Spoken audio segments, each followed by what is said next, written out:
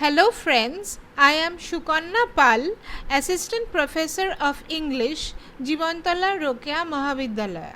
I am also the course coordinator of Introduction to Literature and Gender. I extend a warm welcome to you all in this course.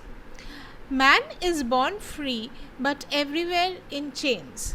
These words by Rousseau are true for women even today everywhere in the world.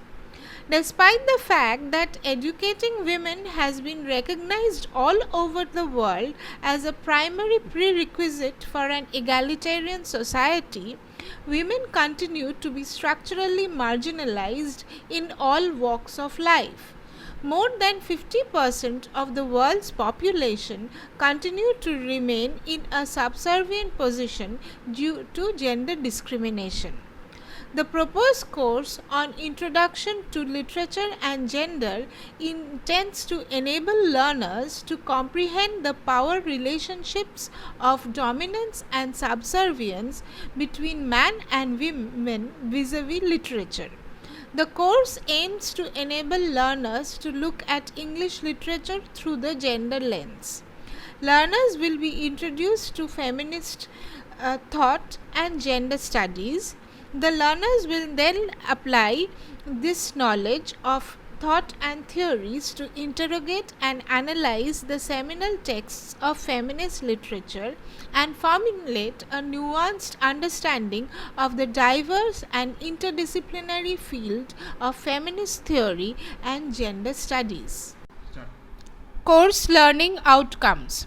After completing the course, the learner should be able to discuss the multifarious means of women's oppression, discuss the various feminist and gender discourses, interpret the texts prescribed in the syllabus from feminist perspective, apply the gender lens to interpret literary texts outside the course syllabus, evaluate the gendered nature of social and political reality.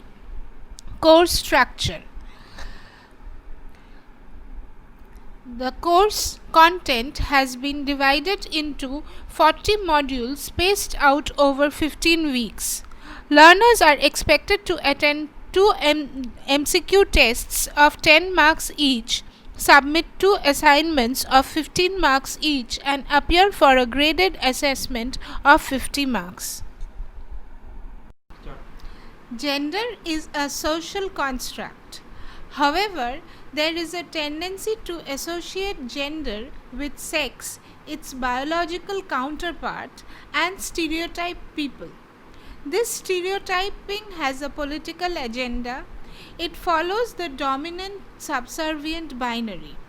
Gender studies aims to comprehend the nature of this power relationship perpetuated by patriarchy, its interstices with caste, class, race, state, religion, and thus to question and finally subvert this power relation to bring about an equitable society. It is my sincere hope that this course will enable learners to achieve this.